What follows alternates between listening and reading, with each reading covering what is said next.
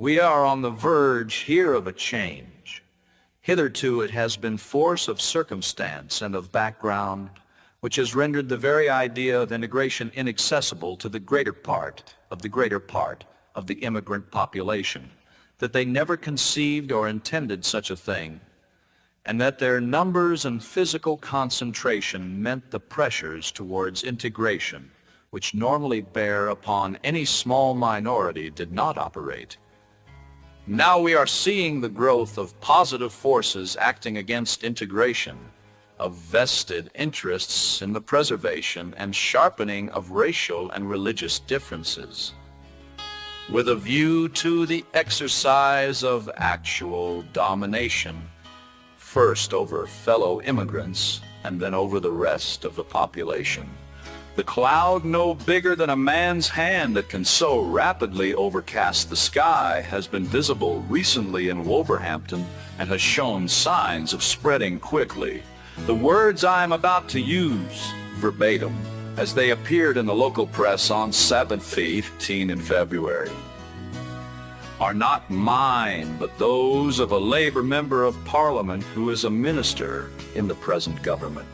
The Sikh community's campaign to maintain customs inappropriate in Britain is much to be regretted. Working in Britain, Arctic citizens lesson the conditions of their employment, to claim special communal rights, or should one say rights, leads to a dangerous fragmentation within society. This communalism is a canker. Whether practiced by one color or another, it is to be strongly condemned. All credit to John Stonehouse for having had the insight to perceive that and the courage to say it for these dangerous and divisive elements. The legislation proposed in the Race Relations Bill is the very pabulum they need to flourish. Here is the means of showing that the immigrant communities can organize to consolidate their members, to agitate and campaign against their fellow citizens, and to overawe and dominate the rest with the legal weapons which the ignorant and the ill-informed have provided. As I look ahead, I am filled with foreboding like the Roman.